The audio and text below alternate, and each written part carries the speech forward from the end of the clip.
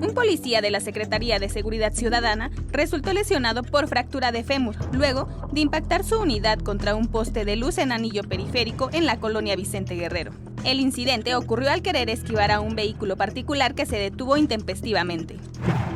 Un hombre de aproximadamente 50 años perdió la vida esta mañana en Viaducto Río de la Piedad, en la Puerta 8 de Ciudad Deportiva, en la alcaldía Iztacalco. De acuerdo con los primeros reportes, la víctima terminó de hacer ejercicio cuando sufrió un infarto. Se cumplió una semana del plantón de miles de antorchistas en la Cámara de Diputados. Los manifestantes pretenden impedir que los diputados dictaminen y aprueben el presupuesto de egresos de la Federación 2020. Por la carencia de agua que se vive en las calles Corregidora y San Juan del Río en la alcaldía Tlalpan, vecinos piden la destitución de la alcaldesa Patricia Aceves Pastrana. Realizaron cortes a la circulación en zonas aledañas.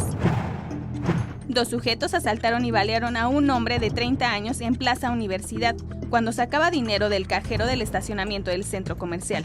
El hombre fue trasladado a un hospital donde perdió la vida y fue detenido un menor de 15 años como uno de los posibles responsables de la agresión. Policías de Ecatepec detuvieron a 3 hombres que pretendían robar una caja fuerte con 3 millones de pesos en un centro comercial en Cerro Gordo, Estado de México.